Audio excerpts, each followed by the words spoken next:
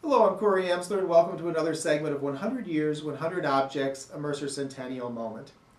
Museum founder Henry Mercer's earliest collecting was mostly local and regional, in and around Bucks County and its environs. But by the 1920s, in an effort to expand his collecting beyond European American traditions, he arranged to purchase a number of West African objects from a Swedish scholar, explorer, and writer, Amandus Johnson. Johnson was an acquaintance of Mercer's and in 1921 had been named director of the Educational West African Expedition. Johnson's expedition provided Mercer with a perfect opportunity to develop a comparative collection of African objects, most found in what was then referred to as Portuguese Angola.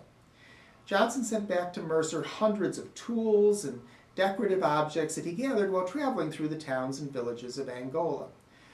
Among Johnson's acquisitions were musical instruments, including a number of drums like these.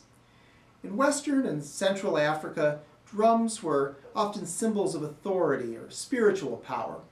Ritually, they might accompany events like funerals or other communal ceremonies. Virtually synonymous in some African languages with the word dance, drums were present wherever people gathered to move their bodies rhythmically. True drums, like this one, have a stretched skin membrane across one end.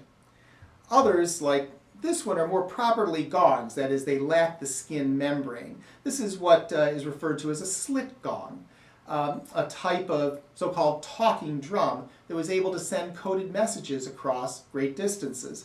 By selectively thinning the interior walls of the drum, one could yield as many as 4 distinct pitches from the same instrument. Now, some African drums traveled aboard slave ships to America, their rhythms accompanying forced exercise by their human cargo.